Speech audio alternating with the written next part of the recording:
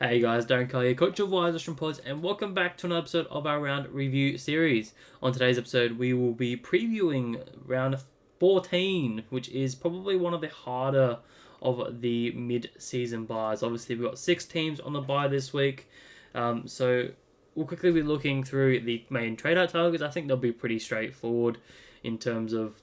I think we all know how the buys work at this point in time. You want to trade out players that are either on their buy or buy rounds to come, and then getting in players that have already had their buys. We've now got 6 teams that have had their buys, so we've got plenty of targets to talk through. And I'll be giving my thoughts on each one of those. So let's quickly get straight into it, shall we? So we'll just go through the we'll quickly go through the trade out targets. I think it's pretty self-explanatory. So Closey is definitely one I'd be looking to trade out. Obviously 14.4k of coaches are trading him out. I think it's a good option. His break-even is now up there. He's lost 15k last round, and he's probably only going to lose more cash in the coming weeks. But he is on the buy, so I think it's just perfect time to jump off him. He's pretty much max price. He's done everything that we could have asked of him, for this better half of the first part of the season. He's been an awesome rookie pick, providing plenty of decent scores for us. So, but it is unfortunately time for him to go, and you can, with a 564k on his head, it's pretty easy to get up to whatever target you're pretty much looking for. So I think he's a great one to go off of. Another one a lot of people are trading off of is Clayton Oliver, 12.7k coaches trading at him, and I am obviously I'm doing something very similar as I showed previously in my trades. I'm also trading him, but I want to play a bit of devil's advocate here as well. That I can understand if people want to keep him. I don't think he's the most mature. Like, he's an absolute must trade out. Like, I get he had one poor week, but the weeks prior to that haven't been too bad. Like, yes, he's not the Clayton of old, where he was this 110 guy. He's been putting up 90s and 80s, and he did crack one ton. But I think before everyone sort of jumped on him, but I can only see him slowly improving more and more throughout the season, honestly. Especially with the latest news that Petrarca is out for the remainder of the season. It probably only makes him more accountable, and maybe they use him throughout the transition a little bit more. So that's where I'm sort of playing up with it a little bit, that Clayton may end up staying in my side a little, possibly. I'm still trading him out at this current time, but there's every chance that I may switch an Oliver to a what's his name, a McRae instead, just because I'm looking to get off McRae next week anyway. But just playing around with how my buys structure. We'll see how we go there. But there's also the fact that he plays North and West Coast straight after his buy, so obviously 2 great matchups. He can really take advantage of that. So I just think he'll be pretty consistent. Like, I've even seen in his last couple of games, it's been okay. Like, for some reason he had a really low game here. Probably had handled a little bit too much for our likings, and really didn't find marks or any tackles, which has been a bit strange for him, I would have thought. He's been okay with the tackling stat majority, like 8, 8, 5, and 7. So I'm hoping, if I were to keep him, that he'd bump that back up and he can, push 100 and be comfortable at maybe M8 for a extended period of time until we get to luxury season, and which is probably only 2 or 3 weeks after the buys anyway. So he wouldn't be sticking around too much longer. You can probably look to trade him after this the West Coast matchup, or even the Essendon matchup, who they're having pretty hard as well. So you probably only want to hold him for this extended period of time anyway. So that's just my thoughts, and to play a bit of devil's advocate there, that just, it's not an absolute trade out in my opinion. While he has been underperforming, he can still pump up some decent scores and be pretty consistent for our sides. And he hasn't lost too much cash. Like, he lost 15k, which isn't too bad, but his break even is a bit higher now at 105. So just something to think. So just looking through this list, obviously a lot of buy players that people are trading out, and a couple other options here in Darcy Wilson, who has got a massive break even of 108 after he put up a 34 on the weekend. So he already dropped 38k, which is not ideal, and I highly recommend everyone sort of jump off him as soon as you can, because he is going to be losing a massive amount of cash in the next week before his bye, which you probably wanted to keep him through to anyway. But I think given that poor score, I think you just have to trade him out now. He's more than likely not going to hit that. I don't think he's hit a 188 in his... No, he hasn't hit a 188 in his career yet. So definitely going to be losing cash, and I think you just want to utilise it as much as possible. So I'd definitely be jumping off him. He's been a great pick for all those that had him. I unfortunately did trade him out after this 35, so it's been a big thorn on my side for a very long time. So I'm glad to see the people trading him out. But yeah, if I was in other people's shoes, there I'd definitely be trading him out no matter what. Similarly with Riley Bonner, he's in the very same boat, 141. If I had to choose between a Wilson or a Bonner, it'd definitely be Bonner. His break-even is 141 and put up a 37. So just not getting it done. His last two scores have been very, very poor, 37 and a 60, and even a 65 before that. So he has fallen off a cliff. I'm not sure too much of a role change. I sort of expected a wing sort of role, but when watching that game on the weekend, I didn't see too much wrong with it. Just wasn't getting fed the ball as we've used to seeing. So, but he's been an awesome pick as well. Awesome starting pick for that started him. I luckily jumped on in round 2, which wasn't a great time to jump on, but in hindsight, after looking at the last 2 months and the cash generation he did, has been a phenomenal. So I'm very thankful for him. But it is unfortunately time for him to go, and 5.1k coaches trading him out. So I think that's a good option there. A couple more here. So we got Took Miller. He is in my top 5 as well. I kind of shithoused it a little bit this week again. That just all these underperforming mid prices or primos that you want to talk about. I think they just need to go. He's obviously been pretty atrocious throughout majority of the year. I think some people would have picked him up after, the 110, 100, 109, and he's only given you not much. He's put up a couple of hundreds, but nothing amazing, and he's dropped a couple low 70s in there too. So, and even the latest 49 after that tag game. So he's just been extremely disappointing, and I'd just be looked to jump off. He's been well unders from what we sort of expected, and he doesn't look like the Took of 2021, unfortunately. Oliver Dempsey, people are still holding on to him. It is time for him to go. He's been a good rookie, like I said. He has been very nice and put up some very decent scores for us and great cash gen. But yeah, it's time for him to go now. Perfect time to jump off him. Plenty of money on his head, 555k. So again, put him and closer together, and that gets you up to a primo or close to $1 million, and you can still have enough to get up to a downgrade. So it's just perfect timing. Move off of him. Harley Reid is next. Obviously, he's still suspended for another week. Well, he will be suspended for one more week. He's on the bye this week, and then he'll be suspended again after the bye for round 15. So, he's just want to jump off. He's made his coin. He's done what he needed to. So, jump off him. Will Graham's next. Very similar. I'm just going to keep sound like a broken record. They're on the bye. Trade them out. It's hard to sort of rank who needs to go first. I'd probably just determine it based on who you can get to. Like if you're targeting a top line guy, and you need that extra coin, just jump off the more expensive guy. Besides that, maybe look at the break even. Maybe look at how your buy structure is looking at. Do you require one of those players to play next week to make sure you have your 20 or your 21 or whatever you're trying to field for next week. Just keeping all those things in mind with what you're thinking there, even though all these guys are great options that need to go at some point. It's just sort of ranking them with how you can prioritize them to get him out at the right time. So, Graham needs to go. Clark is another one. He and a lot of people trading at him on his buy. He has been a shocker, honestly. He's made 134k for the season. He's actually started to put out some decent scores in the last fortnight, like 61 and 61, after a lot of 30s, a lot of 20s, and even a 2 in there. That's just unreal. But yeah, he's been a slow burn, a very, very slow burn, and yeah, it's definitely time for him to go.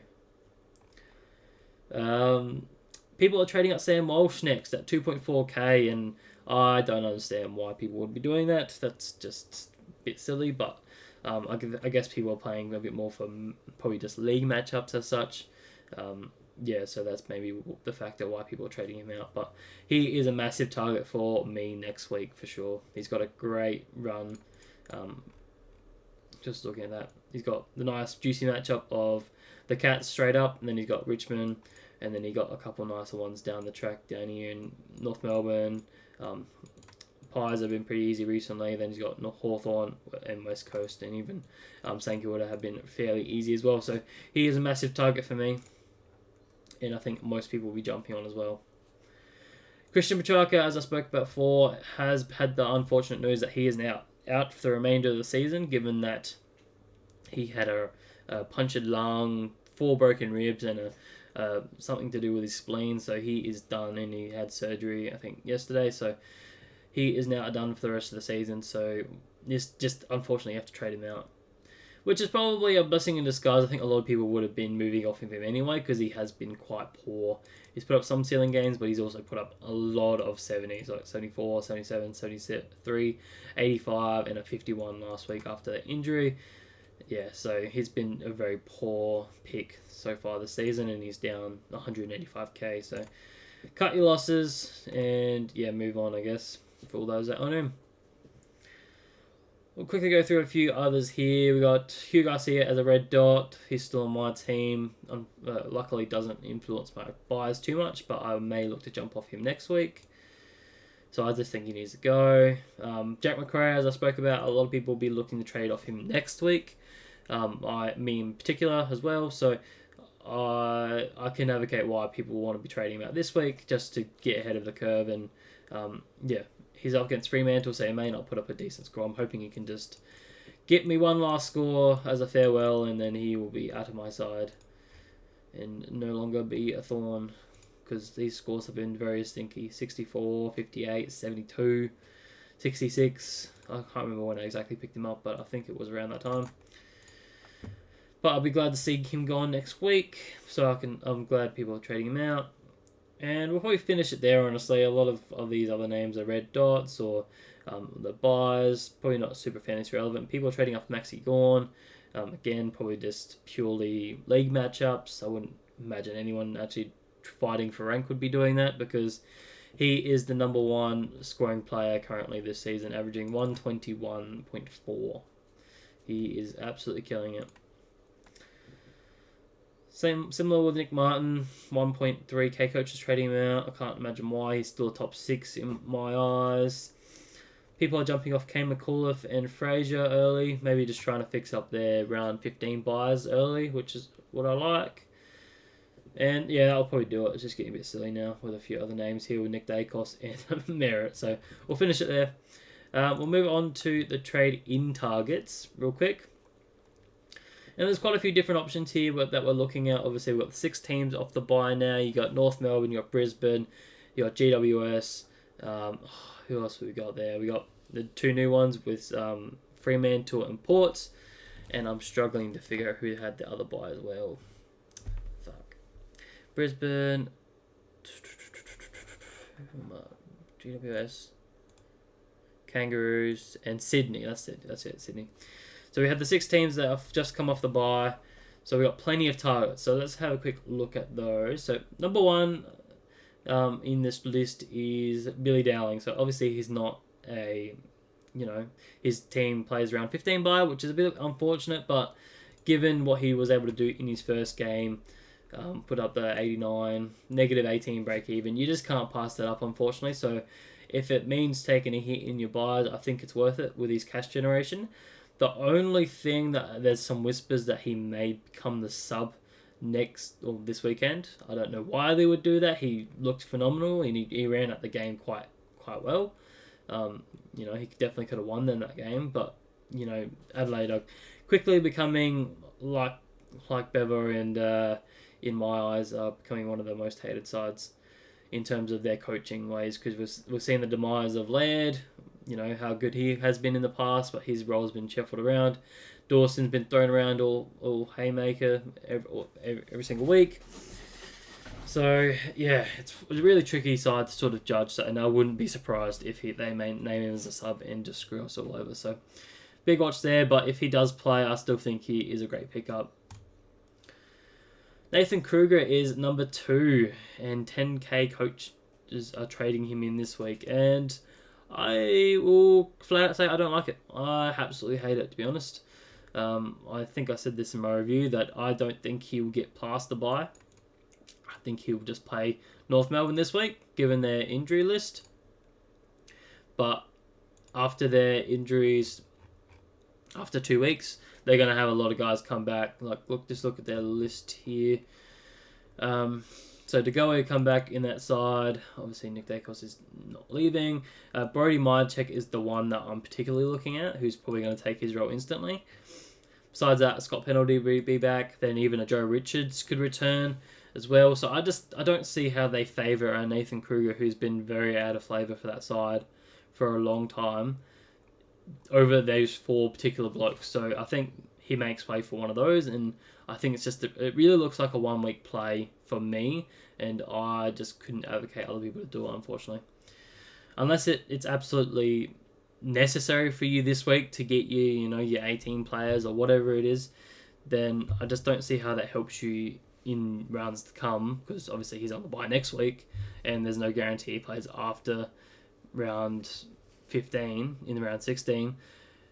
And Warriors are going to play for you. You should already have probably 6 forwards, and I don't see him kicking 3 goals every single week. So that's just my opinion on him, and I can advocate for it. So I'm a very big dislike on Nathan Kruger. Number 3, people are trading in Errol Goulden. 8.3k coaches are trading him in, and he is my number 2 this week. Just given his scores the last 3 weeks have been amazing. 116, 119, and 151. I just think he's ready to go big again this time of season. And yeah, this is just where he sort of thrives, where a lot of the bigger bodies and older players are starting to get a bit tired, but not Errol. He's an athletic beast. He obviously plays a very high time on ground. It just makes the perfect matchup for him just to go huge for the remainder of the season. So I can definitely advocate people to jump on him. And the other thing is that he has a low break-even rate of 5 now, and he's only going to get more expensive. So definitely one I'd be looking at there if you haven't already jumped on. Simcom is an interesting one. I don't really advocate for it because I am quite concerned about his role. We have seen for majority of the season that his role has been shuffled around week by week. Let's even just have a quick look here. We've got, looking at his numbers, he's only gone 50% or over 3 times this season. So to start the season, he sort of started at this 30%, even dropped as low as 4%, where he was only scoring like 60s and stuff like that. Even when he went into the midfield and did that in round 6 and 7, what did he score? He scored a 60 and a 40. So his CBAs don't really correlate to him scoring well. It's just, I think the fact that it was against West Coast, it really helped him a lot. Kicking 2 goals, had 28 disposals, 5 marks, 7 tackles. I don't think he's going to get that all the time. I could be wrong. He did look really good to the eye, but I just don't think he's going to be that super consistent guy. Just looking at those numbers are enough to scare me off, no matter how good of a price tag he is at the moment. So, and the other thing, just looking back to the CBAs again, sorry, flicking through a couple of pages there.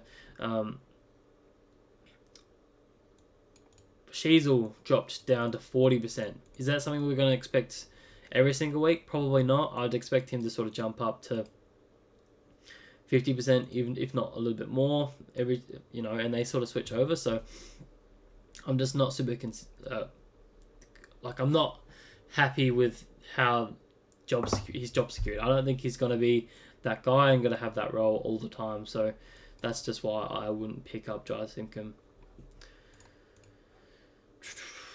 Moving on here, we got Jordan Clark, who is number 5 here.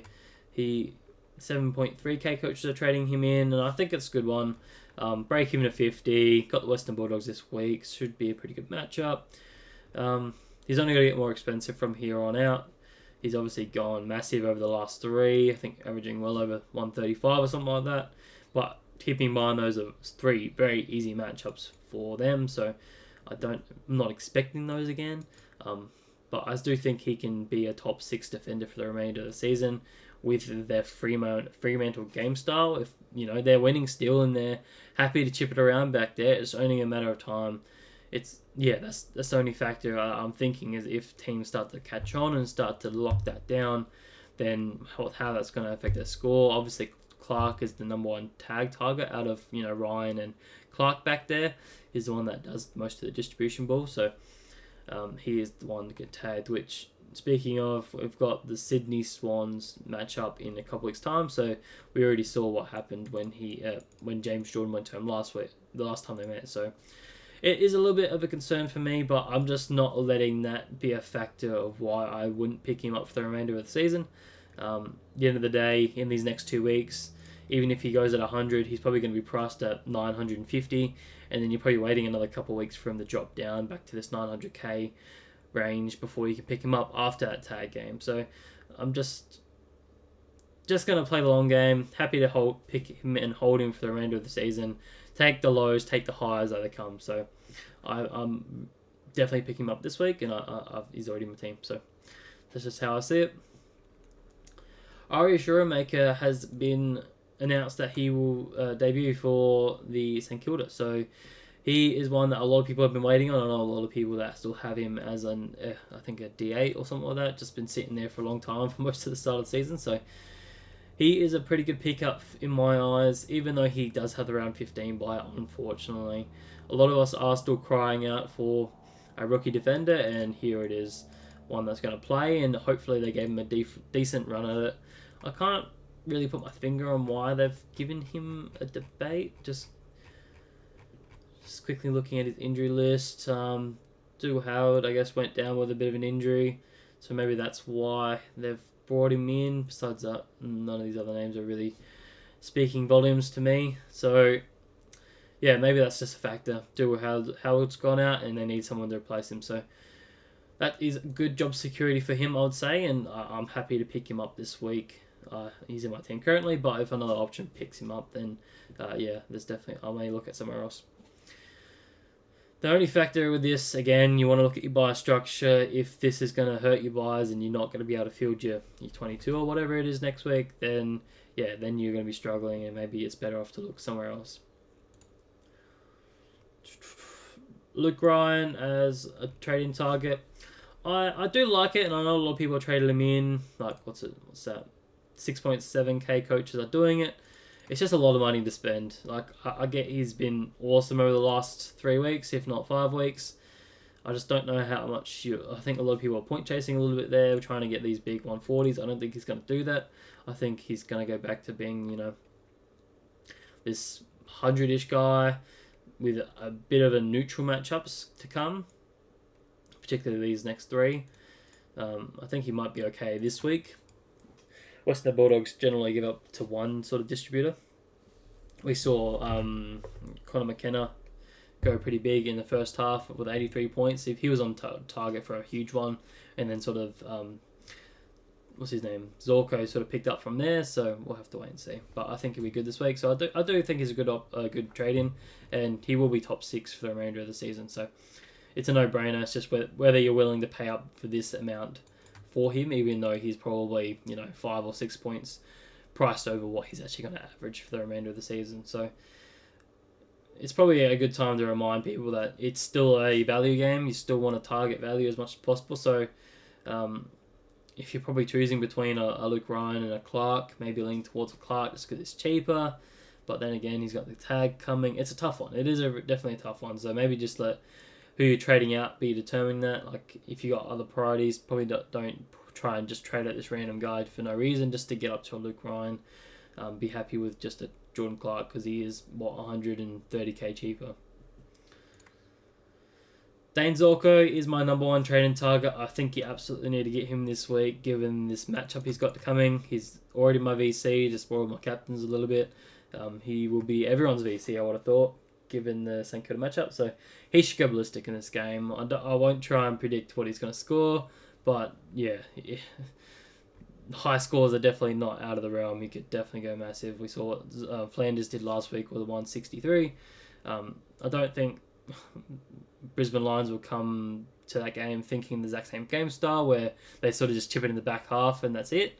I think they will play a bit more of attacking footy, so he definitely probably won't get us 160, but would be lovely. I would definitely like it, but we'll wait and see on that one. But absolutely, if you don't have him, do what you can to get him in. I think he'll go big. And his run is also pretty decent. Obviously, has St Kilda and a couple later on in the season, plus I have a couple of easy ones in there as well. So, yeah, definitely one I'd be looking to jump on. Where are we up to? Caleb Sarong. So I'm also a big fan of Caleb Strong this week. Had the week off. He's been super consistent all season. He's dropped below 100 twice. Hasn't found a huge amount of ceiling scores, put up a 161 and a 141, but besides that, it's only been a 125 and a 118. Besides that, a couple, just over tons there. So I'm picking up as a consistency guy. I'm hoping he can hit a few ceilings here and there, especially like him this week. He has a pretty good record against Western Bulldogs. And he's just that main guy in there that's just getting it done every single week. The one thing I do like about him this season is that he has improved his kick to handball ratio a lot. Like previously it was sort of like a 2-1, but now it's looking closer to pretty even, if not slightly in favour of his kicking. So I just think he's taken his game to a new level, and his floor has definitely risen a lot. So, and he's I think he's top 3 forward. Top 3 mid, and I think everyone needs to jump on him at some point. What's he owned by? 21%. Yep, and he's a good captain option this week as well. So jump all over him. Zach Fisher, for those that didn't jump on him last week, absolutely jump on this week. It's a no-brainer, that one. He's still very lowly owned. He's lowly priced, 800k, 58 break even. He's put up, 5 tons in a row now, and quite decent tons at that. So, absolutely jump on. People are jumping on Lockie Whitfield. I probably wouldn't be doing that. I wouldn't, just given the next 2 matchups are coming. He's obviously got the tag coming in the next 2 weeks, and then he's got Port Adelaide this week. So, 2 very tough matchups, and what he's really been dishing up the last sort of month and a half really hasn't been up to standard. And I have questions over if he's going to be top 6 defender. So I think there's some better options out there. I get his 800k. If you can spare an extra 90k, then get up to a Clark. But I personally wouldn't be trading in a Whitfield. Just give me a second here, guys.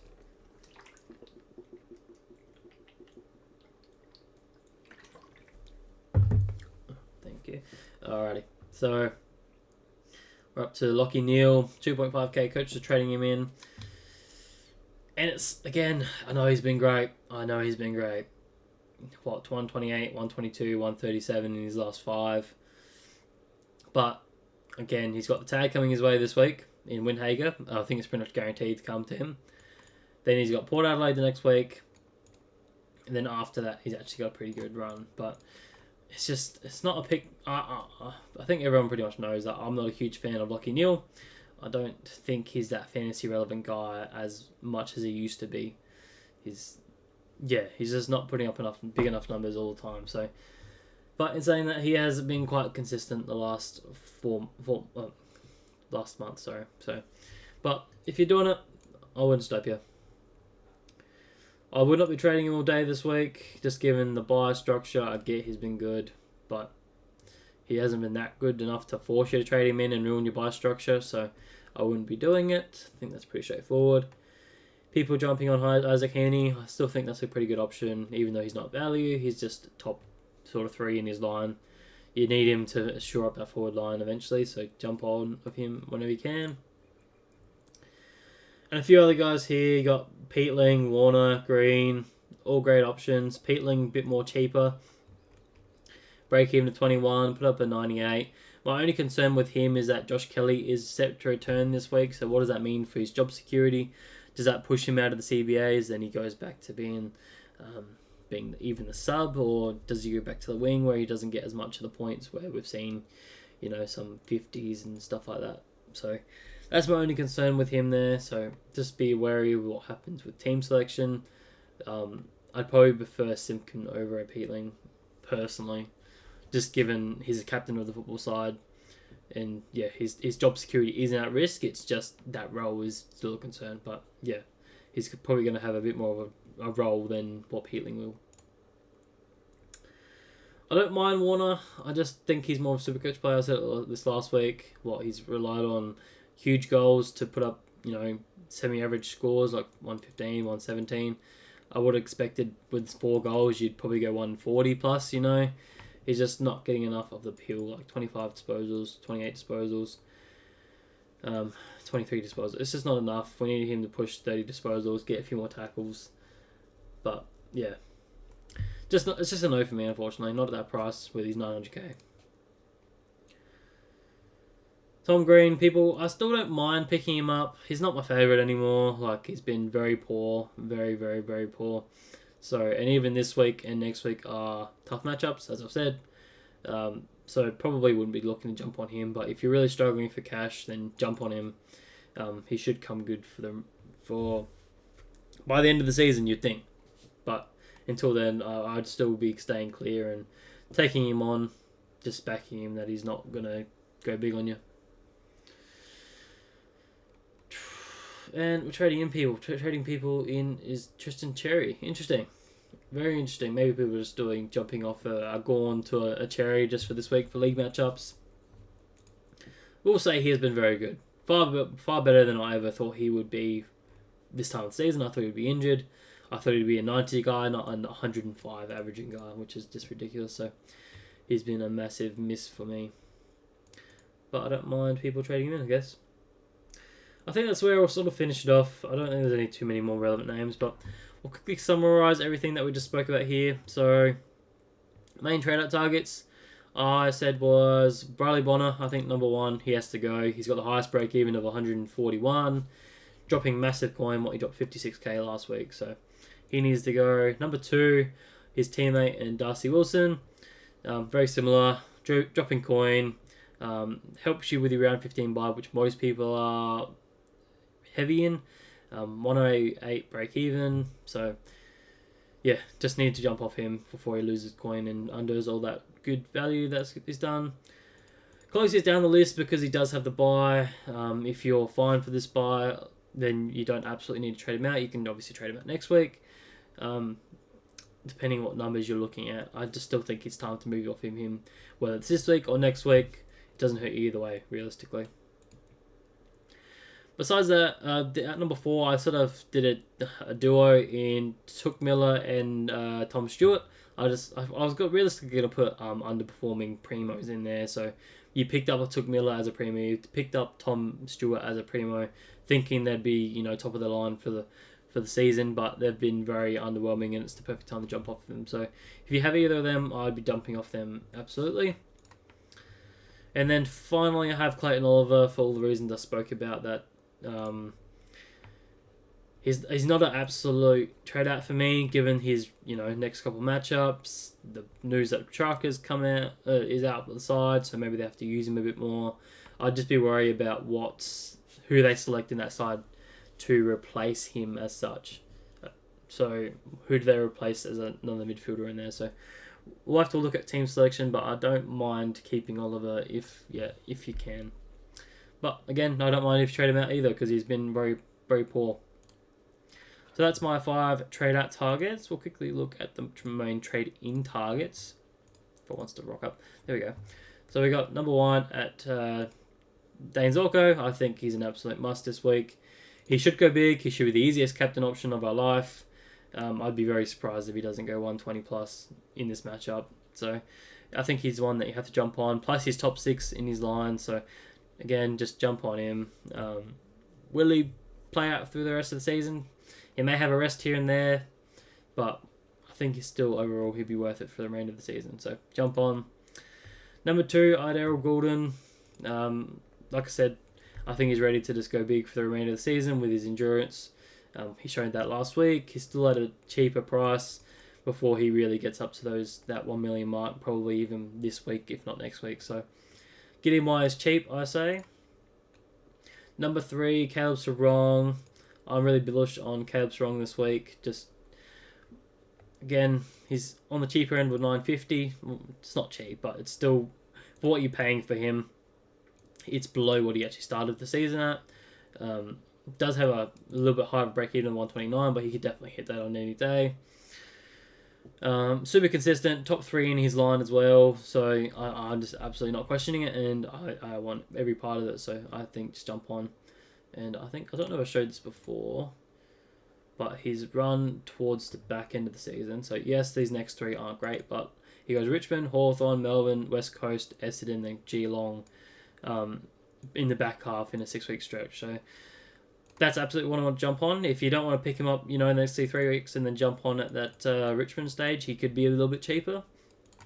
Maybe make those plans, but I'm just looking to jump on now and not worrying about it as too much because I think he's going to be pretty consistent no matter what and put up decent hundreds for those teams. So I'm just jumping aboard. Number 4, I have Luke Ryan. It's just with his form, you can't question it too much. He's going to be top 6, undeniably. So yeah, just jump on him if you can. But again, I had his teammate in Jordan Clark at 5. If you don't have the coin there as much, just jump on him instead. But the only reason he's probably below him as such is that he's probably not guaranteed to be top 6 of his line. He's sort of hovering around that 6 to 8 range with the likes of Holmes and Sinclair as well there. So I just think Luke Ryan's much more likely to be top 6 rather than a Clark. So take that as you will. I think they could be very close together there, playing very well. So that's the main trading targets. If you're looking for a couple cheaper options, a couple other guys I was looking at, like I said, Simpkin, Peatling, Green, and I even wanted to discuss Pickett a little bit. I know probably a bit of a weirder name. Not many people even thought about it. And you're not doing it this week, obviously, but just something to keep in mind. He did put up a nice 94.5 on the weekend, playing majority of the time in the midfield. He played, I think, 80% midfield with Petrarca out, so that's one thing I'm watching for. If he can have this role consistently, then it's something that we could definitely look at, and he definitely is underpriced. Well, he's priced at 590, yeah, so he's under 600k. He's probably one I prefer more over a Simpkin and a Peatling. Just obviously doesn't help you this week, unfortunately. So something to keep in mind there. So those are the cheaper guys. And the downgrades, I really had a tough time with the downgrades this week, just given, there's not many rookies coming through. So Billy Dowling was obviously number 1. No matter what, he will make some coin. He's negative 18 break even. He looks really good in that game. Good price as well. Forward midfielder status. No brainer there.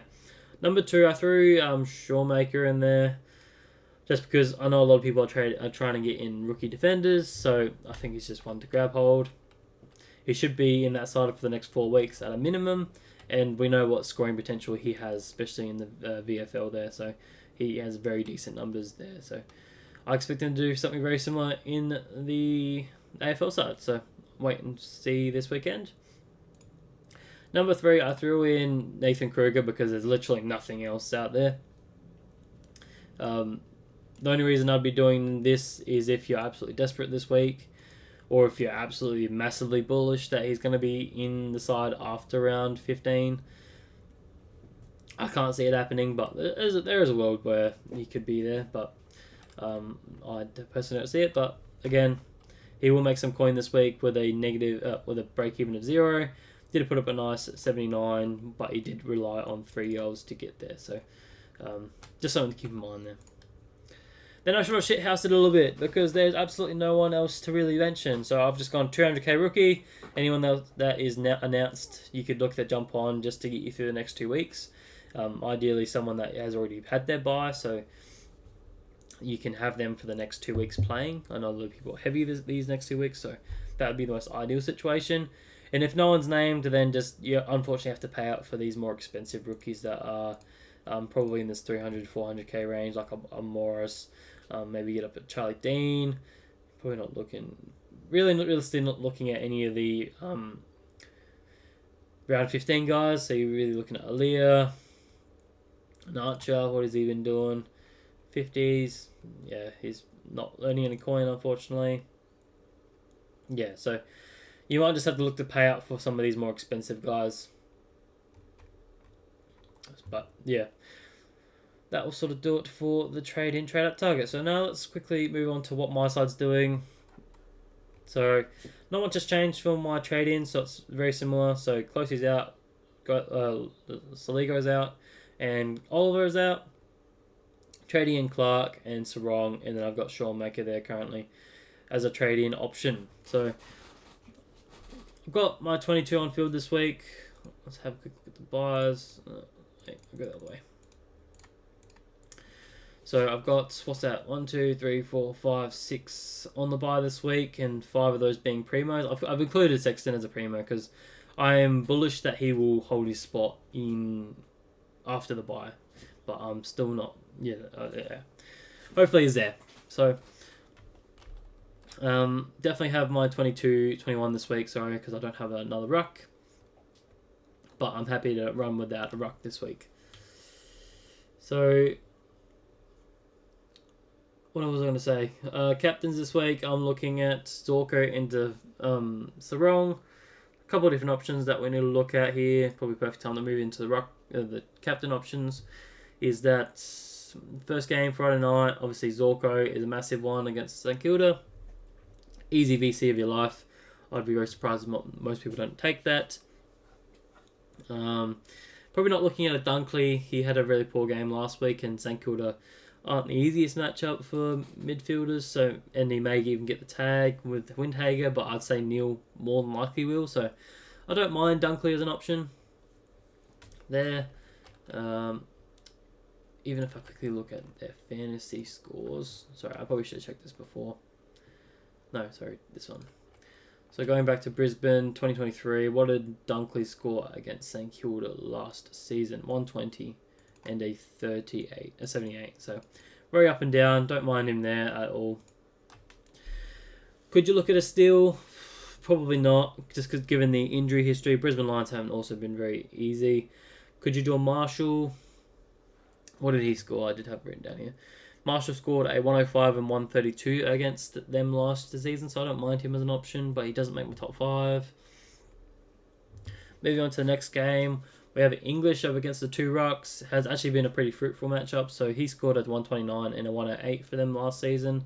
Probably not doing it, just because English has been quite poor this entire season, and is yet to get it done. But I'm hoping he can put up a decent score for my side. Bontempelli is another one you could look at. Probably unlucky to miss out on my top 5. He scored a 148 and a 116 against Fremantle last season. The only flag I probably see in this game is that Hayden Young will probably play on him a bit more, being that bigger midfielder. So maybe he won't have as much freedom as he probably had in the last couple seasons against what I would describe as a smaller midfield with the likes of Brayshaw, Sarong in there. I think even what's his name? Brody was in there before that, so yeah, won't have as much easier time in there. Who else are we looking at in this game? Probably just Sarong, honestly. I probably wouldn't trust the captaincy on the likes of Hayden Young in the midfield, so Sarong went with a 114 and a 134 against Western Bulldogs last year, so he's in my top 5. Could go with a Ryan as well, or Ryan and Clark, either one you want to mention. Both have been great and obviously have been killing it the last 3 or 4 weeks. So purely based on form, I've got Ryan in my top 5. He went 119 and 88 against them last year. So, and the one flag I'll probably put on that is that Western Bulldogs typically have been a very good defender matchup. Sorry, guys here. So maybe that 119 is a bit inflated, but wait and see. I do still think he's a pretty good option. Probably no one in this next game. I don't think we have anyone really super fantasy relevant. You're not trusting the captaincy on Will Day. Not an aim on if you're a holder here there. You could maybe go Taranto if you're one of those owners there, but I don't think many people have him. No one else really from Richmond really to consider. This next game will be very interesting. Obviously, you got Dawson from Adelaide. Could be a pretty good option, but the Swans have been a very tough matchup, and I'm not sure how much of the ball he'll have in his hands. So I'm probably not looking there at all. Sydney Swans, on the other hand, you could go with a Heaney or you could go with a Golden. Neither of them have put up very good scores against this matchup in the last year. Golden went 107 and Heaney went 92. But Heaney, obviously in a new role, could dominate in the midfield a fair bit, especially if the likes of Laird is out with a knee complaint. So that is a wait and watch there. But neither of them make my top 5 either. So just a few different options that you can consider. Another one I probably should have mentioned there was Grundy. If you're still holding a Grundy, and if the likes of the Crows don't bring back an O'Brien, then maybe who are they going to ruck? Because their second ruckman got a groin injury, so he may be out. So just a bit of a watch there. Grundy could go pretty well there, but he doesn't usually like to play well away from home. So probably one I also wouldn't have the trust in. Sunday, we've got North Melbourne and Collingwood. I've put Nick Dacos in my top 5. He went 116 against North last year.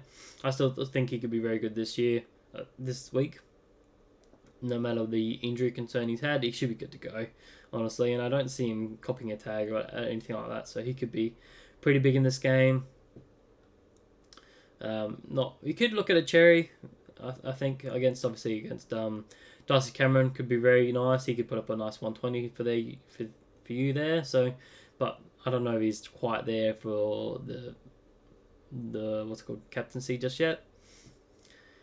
And finally, the last game, you're not really looking at anyone. Unfortunately, this is a very tough matchup for either side. Both are very restrictive in their own sense, and it's at the GWS home ground, so it's a very tight ground, and I wouldn't expect too much big scoring to be going on. So. Not really looking at it on there. So what's my top 5 am I looking at this week? So I've got Dane Zorko, obviously number 1. He's absolutely going to kill it. I think he's the easiest daylight captain that we've had in a long, long time. Then I've got Sarong at number 2. I think he just goes ballistic after the bye there for him. We've seen some bigger scores against... Who are they playing again? St Kilda? No, not St Kilda. Who are they playing? Western Bulldogs, just being a bit more open space there. So... under the roof at Marvel as well, something I didn't mention. He plays well there, so I think he just goes big. Nick Dacos, I got number 3. He's been in awesome form besides that injured game last week. He didn't drop below 110 in the last 5, so I expect him to return back to that sense, so he could be a very safe captain option down the line. I've got Fisher at number 4, one I didn't mention before, but his last 5 weeks of football has been elite. Hasn't dropped below 100 there. Probably hasn't put up a huge ceiling scores, like 121 is his highest score, but he could be a very safe captain option. Collingwood are a very nice matchup for defenders, so I wouldn't discourage anyone from going there at all. Maybe you don't have the confidence to do it, but I don't mind him there. And then number 5, I had Luke Ryan, purely based on performance over the last 5 weeks. So I'd say they wouldn't change up their game style much, and hopefully he can continue on his merry way and put up these big scores. So, but that's my top 5. Hopefully, hopefully we get some decent captain options. But like I said, I'll be going Zorko into Sarong. I may change out Sarong to Dacos depending on how I feel. Could go anyway. But my team's looking pretty okay, I think. Well, I've got 5 primos here, 4 primos there, 3 primos and a Tom Green. A lot of rookies in the midfield, which is a bit unfortunate. I will be looping between a couple options here. So I've got Harvey Thomas sitting on the bench, who I don't expect him to score well. Garcia's obviously a red dot, but I probably will, loop between a Shawmaker and a Pink there, just to get some more points on the field, because I'm only relying on 3 of these rookies to be in my 18, because what I have 1, 2, 3, 4, 5, 6, 7, 8, 9, 10, 11, 12, 13, 14, 15 primos that I'm sort of expecting to be in my scoring, so I only need 3 of these rookies to count. So I'll expect Dowling to count if he plays a full game. Finn McRae, if he continues his role in that midfield a little bit more, hopefully he can put up another 60.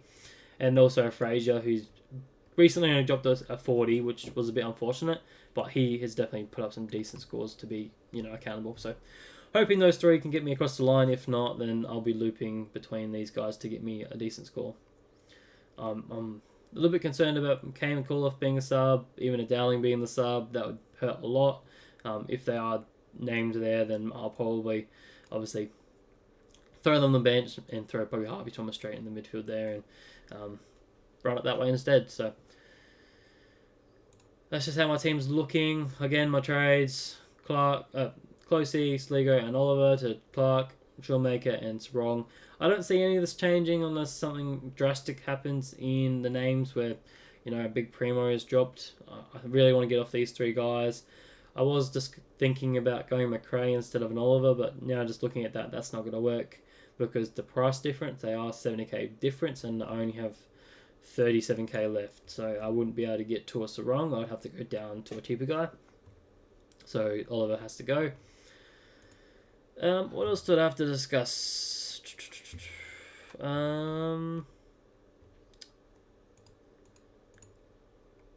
Sorry guys. Quickly through some buy situations like I do every week. So I would say if you're pretty good on the buy this week if you have 4 primos. So I count primos. So I'll tell you if you've got 4 primos or less, you're probably pretty light and you should probably not be looking to move off any of your primos at all. So just to throw out some primos on the round 14 buy, you got Walsh, Merritt, Martin, Saligo, what's his name? Closey, Oliver. I count Oliver in there, but he's not really a primo. Gawn, Anderson, Flanders, and Sexton.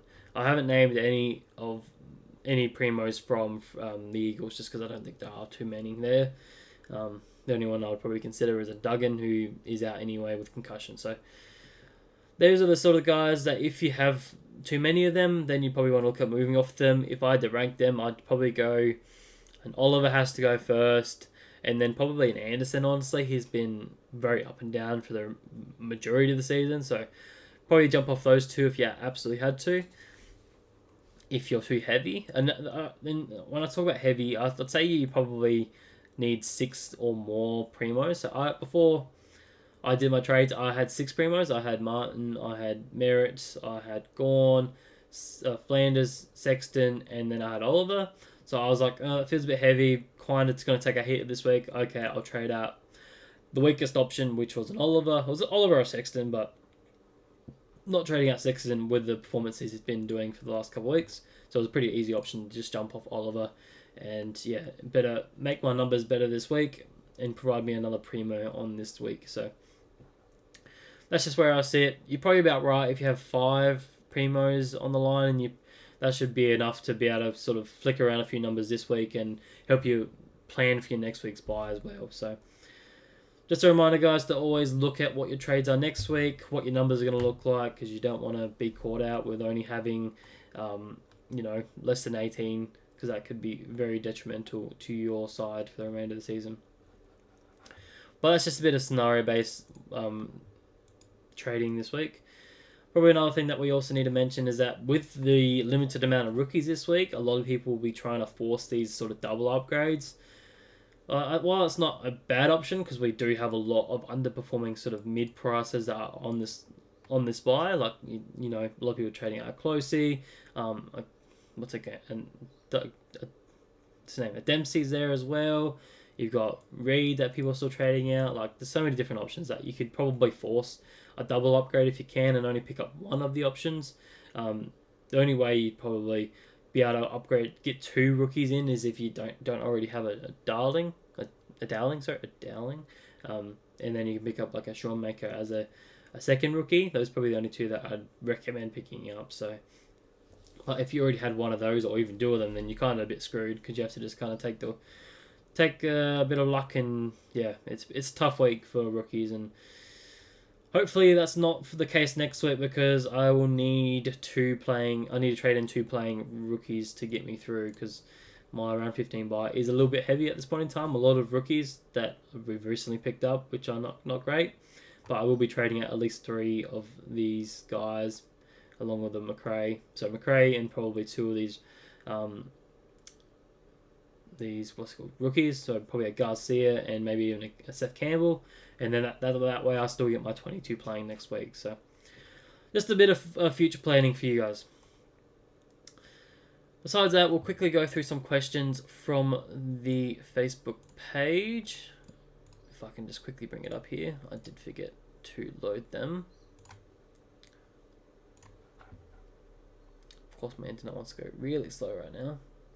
There's only a very few amount of questions this week. I had 10 questions coming through, but I won't go through all of them. Question here from user. Currently going closely to Sean Maker and 2 of Myers, McRae and Oliver to Zorko and another Primo mid-price at approximately 930k. Would you go Simpkin and have 300k for next week, or go Clark and just miss out on Dawson? I don't know what you're missing out on Dawson for, but yes, I'd probably just spend up and go Sean Maker, go Zorko, and go a Clark. And if you had to choose out of trading out a Myers, McRae, and an Oliver, I'd say Myers stays, even though he's been quite poor recently. I do expect him to jump back and be a bit more consistent. I'd probably go McRae over an Oliver, honestly, just because I think McRae has to go. Doesn't have the role. Oliver's role is much better, and hopefully he can be a bit more consistent over the next, extended period of time, next 3 weeks particularly. Next question here comes from Cal. Scored a 21.48, which put my rank exactly back to where it was before the buys, which is funny. That's funny. That's because last week I had 6 players on the buy. I'm hoping not to score big. I'm hoping to score big in the next 2 rounds, because next week I have 0 rookies on field. Would you go Jordan Clark and spare 72k, or go Sarong? So saying, would you go Sarong or would you go Clark? Oh, that's tough. I think you just have to go Sarong. I think he's more permanent to be a top of the line guy. I think he's top 3 in his line, where Clark's sort of fighting for that top sort of 6 to 8 area. So I'd just probably go to the top of the line there. It's only costing you an extra 60k. You still have enough to do it. Yes, you only have 11k next week, but you still have 3 trades next week to do what you need to do. Maybe to see how you go in terms of what your trades are forecasting to be. So, but it looks like you've planned out your buys very, very well. You went a bit heavy in round 13, but you've done that just to take a little bit of a hit to... Sorry, no, you did. You had 6 players in the first round, so you took a bit of a hit in the first week just to be better off in the back end of the buy. So, very good planning in that stage. Next question comes from Sean. Hey mate, would you going Zorko for both trades? Sorry, the way people word this sometimes is funny. So it's either going Luke Ryan and 229k Rook or less, so Sean Maker mainly, or going Sarong and Kruger. We'll be playing 21 this week or 20 next week for our first trade.